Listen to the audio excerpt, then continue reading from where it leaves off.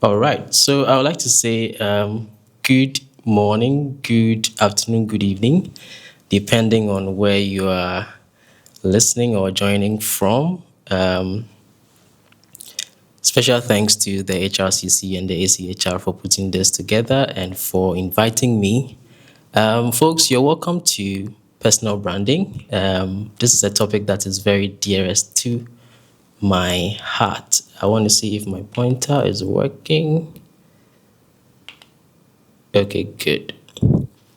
All right, so this is personal branding. On this session, I'm going to use a very simple framework that we call the 6D framework, all right, to try and convince you that a personal brand is by far the most profitable asset you would ever have beyond, all things being equal, all right? So I'll walk you through a few slides. Pardon me if my slides are too many, but I'll try to do this within the given time frame. Anytime I talk about personal branding, I mention the personal branding iceberg because it's a very interesting topic. This is not the focal point of this session, but we're going to briefly look at it. Personal branding iceberg is what I use to break the ice. Okay, and so it basically talks about what people see, all right, versus what drives that visibility that people do not see. Okay, so this is a reverse Pareto principle that says that 80% of the things we do behind the scenes is what drives 20% of what people see. And so, what do people see?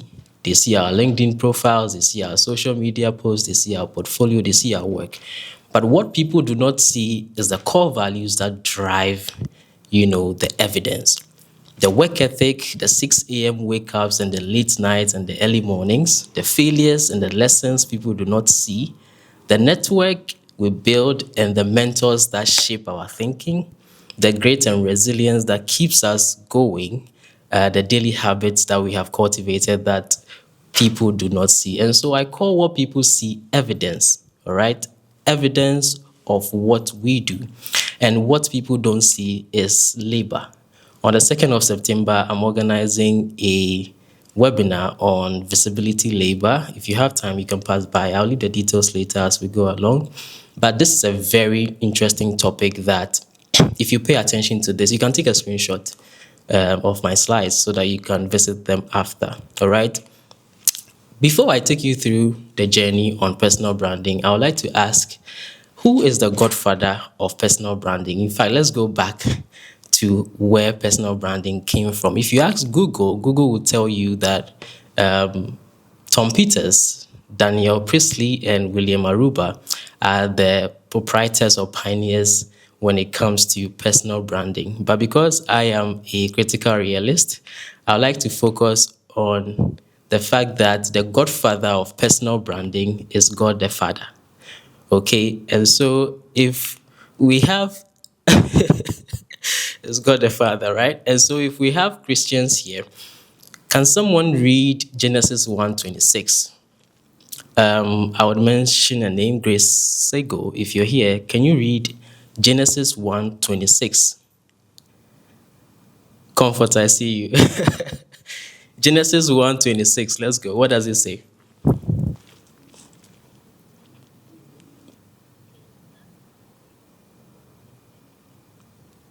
Amen. I didn't hear the believers. All right. So, and God said, thank you so much, Grace Sego. And God said, all right, let us make man or mankind in our own image and in our own likeness. And these are the two basic ingredients when it comes to personal branding.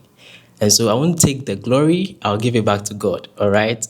God is the first personal branding expert. Okay. Image is how we are perceived, and likeness is the effort we put into that perception to become. All right. Branding is an evolutionary process. And so you are becoming something. Before we talk about what personal branding is, I would like to touch on what personal branding is not. And you can take a screenshot. All right. What personal branding is not? Personal branding is not self-promotion. I would like to echo it for those of us in the back. Personal branding is not self-promotion. Personal branding is not blowing your own horn. It's not drumming and dancing to your own tune. All right? Personal branding is not self-promotion. Number two, personal branding is not popularity. The fact that you have 200,000 followers on LinkedIn or Instagram doesn't guarantee that you have a personal brand. And I am getting serious. Personal branding is not visual identity. The fact that you have a logo does not guarantee that you have a personal brand. And you can take a screenshot. Personal branding is not pretending to be someone else. And so HR mentees, you cannot be like your mentor. Stop trying. Okay, the fact that you can step into somebody's shoes doesn't guarantee that you can be like them.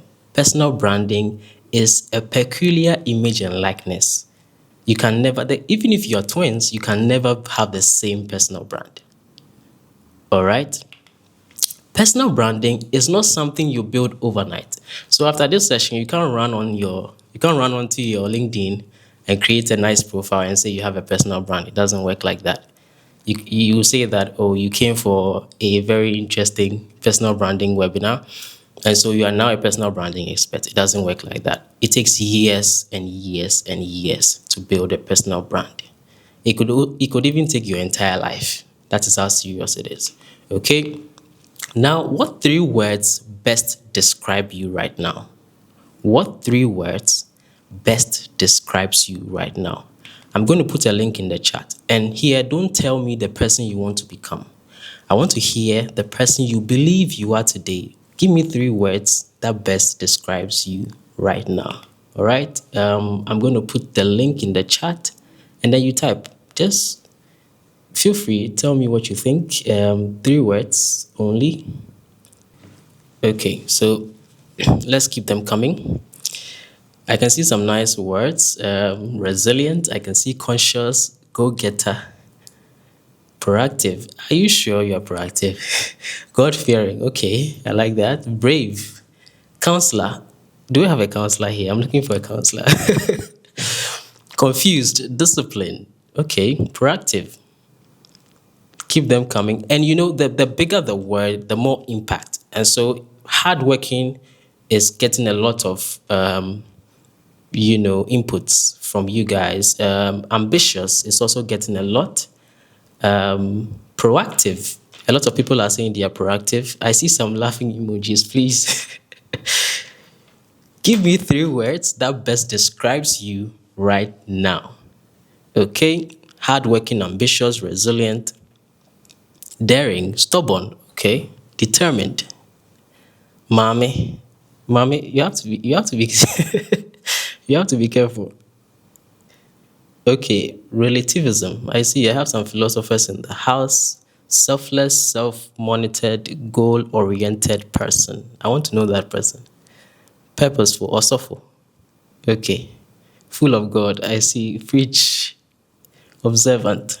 Okay, so this is a word cloud that I am going to use to build a personal branding workflow. All right. The 6D framework is a multi-stage framework. And these words you're giving me is what is going to inspire that framework. Okay, so let's see. We have determined, resilient. So far, resilient is carrying the day. That is the biggest word on the cloud right now. I have 73 plus people here, so I'm hoping that we'll get all the responses in. Resilient. Okay, I see observant as well. Determined, curious, wild, optimistic, confused. Don't be confused though. Focus, wise, sociable. I want to see that mommy person. Okay, so these words are good. Keep them coming, all right? I'll proceed with the presentation and then come back to them. But a personal brand is a strategic process, all right? It means that it's a clearly defined process. A process that is clearly defined, it means that it is a well thought out process, okay? It is about intentionally taking control of how others perceive you. Listen to the words. It is about intentionally taking control of how others perceive you. And I won't mix my words. Taking control of how others perceive you. It means that whether you take control or not, there will be a perception. All right. And so taking control is one side of what a personal brand is. The other side is managing those perceptions strategically to help you achieve your goals. Managing those perceptions strategically to help you achieve your goals. So you don't work on a personal brand in a vacuum. You are doing it to achieve a set goal, all right? And Peter Montoya says this very vividly, that you can only succeed with your personal brand only when you see it as a business. The only way to succeed as a personal brand is only when you see it as a business. And I want somebody to challenge this, that the only way to succeed your personal brand is for you to see it as a business. And I didn't put Dulcie there by accident. We'll come back to her. All right. The 6D framework. The first D in the 6D framework is discover. This is the discovery stage, the first stage, because if you don't know who you are, it will be difficult for you to express, for you to manage, for you to take control of who you are. All right. So the 6D framework is all about questions. It asks you so many questions that you need to provide answers to. All right. The first one is discovery or discover. It asks you the question, who am I? And you need to provide answers. The moment I ask a question, take a sheet of paper or a notepad and write the answer. Discovery, who am I? Okay. The next stage is define. Define will ask you the question, what do I want to be known for? A Snapchat queen? A settings queen? What do I want to be known for? The third D is differentiate. All right? Differentiate. Okay? And this will ask you the question, why should people remember me? What impact, footprint am I leaving behind? And why should people remember me? The next D is display. Okay? Display will ask you the question, why or how do I make my value visible? How do I make my value visible? Okay? Then develop, right? How do I turn that visibility from display into relationships? I have a book on building relationships, forging partnerships, and forming networks. It's on Amazon Kindle. I'll share the link at the end of this session so you can take a look. It's all about building relationships from your personal brand, all right? How do I turn visibility into relationships? Okay, and this is very crucial. This is very, very important, all right? The final bit of the 6D framework is defend. How do I protect what I have built? We said that branding or personal branding is like a hamster on a wheel, all right? It is a forever evolving process. According to Peter Montoya, it is a going concern because we need to treat it as a business, all right? And so how do you protect that business you are building? Because obviously there will be crisis. How do you protect it? We're going to look at that in a few minutes. Now, let's tackle them one after the other because I think it's very essential. And take a screenshot anytime you need to, all right? Discover, which is the first stage, talks about who am I, okay? The objective of discovery is to establish a core identity, capabilities, values, and existing brand equity. It means that today, right, what is your brand equity? If we mention your name somewhere, what are the responses we're going to get? If we say bad things about you, can someone stand in and say, oh no, I doubt it because this person, I've encountered her or him and he is brilliant? This is discovery. Who am I? Okay, and here I've devised a simple activity sheet. You can take a screenshot, and this is going to help you understand who you are. All right, who am I? The first one is an identity audit. This stage, you ask yourself, what do I value? What principles guide my decisions? It's not everything you jump at. What principles guide my decisions? And if you're able to answer this question, the output would be a personal values profile. I don't know if you have a personal values profile yet, but I do. And so if you're able to answer the question, what do I value as an individual? What principles guide my decisions? What you will have at the end is a personal values profile. And so take note. The second activity is a competency matrix. This matrix is basically asking the question, what am I exceptionally good at? What is my unfair advantage? All right? And if you're able to answer this question successfully, you would have a skills and capability inventory. You have a list. Folks, you need to write them down. Because if you don't write it down, you can't live it. Okay? Skills and capability inventory, a list of things you can do. All right? The third one is an achievement audit. What have I already accomplished? Please don't say you have a degree. It is not an accomplishment. It is not an accomplishment. All right? What have I already accomplished? Okay? And this is an evidence of competence if you are able to answer that question. Okay? Then the next activity is a perception reality check. How do others currently experience me? Ask your colleagues. You are HR mentees. You are evolving or emerging HR professionals. Ask the people you work with in your organization.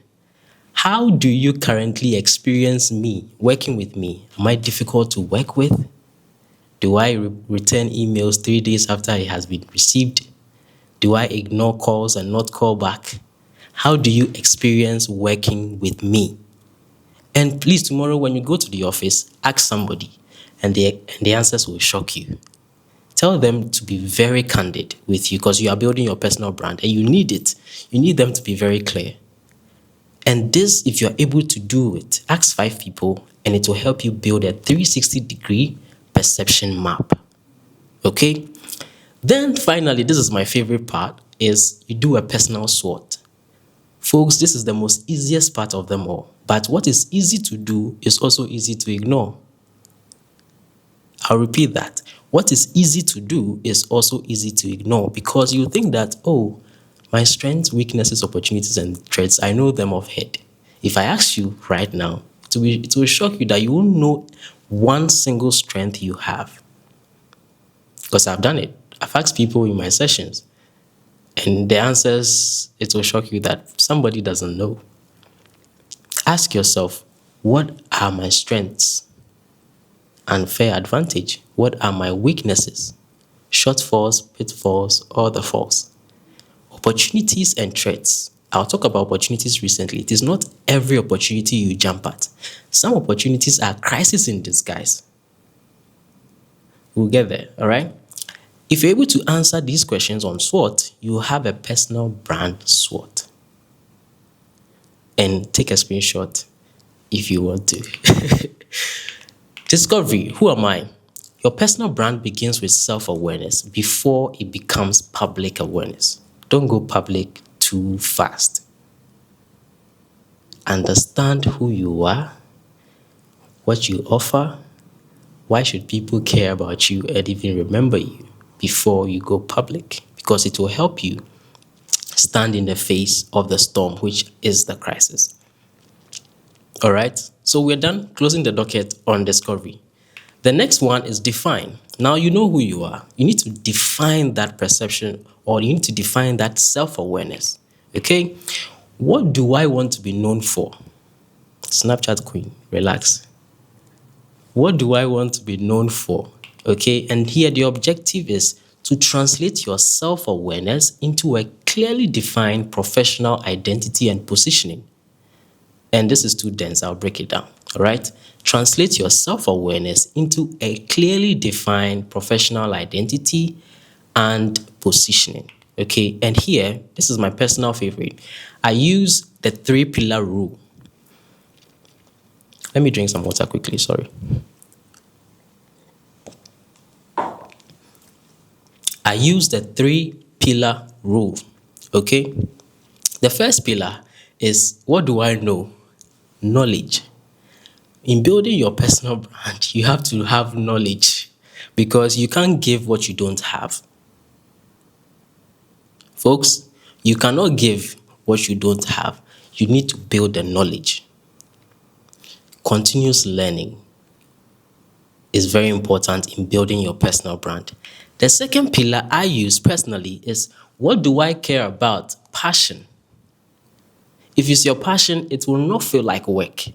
There's a lot of work involved in waking up early in the morning, coming up with a content plan, shooting the content, and posting it. There's a lot of work. If you're not passionate about it, trust me, you'll be discouraged. Earlier this year, you had 1st January, you had some New Year resolutions, right? Somebody said, I'll go to the gym 3 times a week. How far? Grace, how far? Adriana, how's it going? How's it going with the gym? If you don't care about it, if it's not your passion, it will be difficult for you to succeed. It will be difficult for you to achieve it. And so make sure whatever you are choosing, oh, it's in the mud. Which you go. Make sure whatever you are doing, you care about it deeply. If I don't care about personal branding, I'll never do it because it will feel like work. Folks, this is me having fun. All right? This is me having fun. What do you care about is the second pillar in the 3 pillar rule. First one is knowledge. Second one is passion. The third one is, what problems can I solve? Competency. You can have the knowledge, you can have the passion. If you don't have the skill, it will be difficult for you to deliver on the promise. Branding is a promise, and a good brand is a promise kept.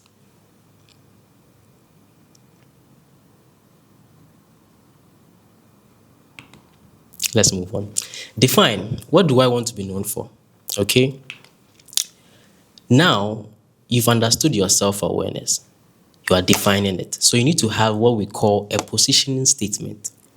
The big brands do this. MTN, Nokia, all of them, they do this. All right. But let's bring it to the personal branding level. Okay. I borrowed this from Harvard Business School. Positioning statement. This is a formula that you can take a screenshot if you want to. I help target audience achieve a specific outcome through a unique approach. And so wherever you see red, you replace it with who your target audience is, or that specific outcome that they would get through that unique approach that you use that no one else in the industry is using. Target audience will ask you the question, who should care about whatever you do? Or whoever you think you are, who should care? Target audience. HR practitioners or HR professionals, who is your target audience? This is a question to the house. Target audience. The next one is specific outcome. What benefit is derived from whatever you are offering the market or whatever you are offering as an individual, as a solution? All right? And then the unique approach is, how do you do it differently that no one else can? Do you deliver on time? You don't shout at people when there's a small problem. Do you call people to the office and you talk to them amicably? Do you try and resolve issues and you don't wait 3 days and verbally abuse people as HR practitioners? Take a screenshot if you want to. I have put together my personal positioning statement, all right? So I'm going to share with you. I help emerging brands build stronger market relevance through strategic branding, like what I'm doing, creative thinking, right? And consumer insight. I realized that in the market, there are so many marketers who are doing marketing without research. So I decided to add research. So if you ask me where I got this, I'll tell you I got it from here. Evidence-based marketing. evidence-based branding.